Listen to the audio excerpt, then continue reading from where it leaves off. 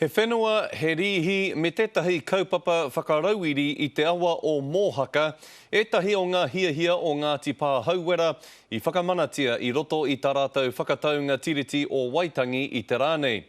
E whitu tekau miliona tāra te uara o taua whakataunga. He mea waitohu e te iwi me ngā minita o te karauna i te marae o Waipapa Aiwi i Mōhaka. He waitohu i te whakataunga tiriti tuatahi o roto i te matau a Māui. I'm very pleased to see that we're finally moving into the east coast and to Takitimu and starting to sign treaty settlements here. It's been a long time coming. There's a huge amount of activity on the east coast. E rua te kautau kua hipa mai i te tono tuatahi a Ngāti Pā Hauwera ki te rōpū whakamana i te tiriti. No te rangi nei, ka whiwhi i te iwi, te taitara ki ngā ngahere o Mōhaka, te kaumārima mano heketea te nui. He oi ko ngā rākau o taua ngahere, ka rihingia ki te karauna mo te whiturau mano tāra i atau. He passive income care, no te ngahere kia mātou nei.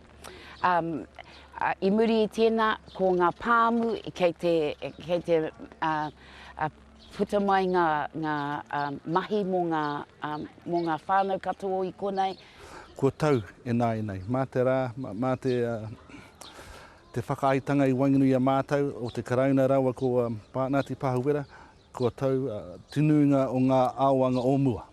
Ka whiwhi hoki i a Ngāti Pā Hauwera te rua miliona tāra ki te whakapaipai me te tautiaki i tō rātau awa o Mōhaka.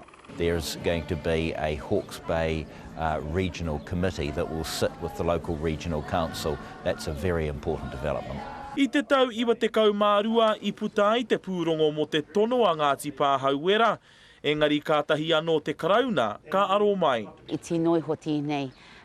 Engari, ko tēnei te timata mō mātou ki te whakanui, te mana, ngā whenua, ki te whakahoki a ngā whenua kia mātou i konei. Ko whakatakoto a Ngāti Pā Hauwera i etahi atu tono tiriti, ki raro i te karangatanga o Mōhaka ki Ahuriri.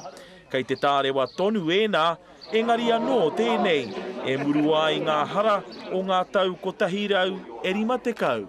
Kua hori, ki Ngikiriona, te karere.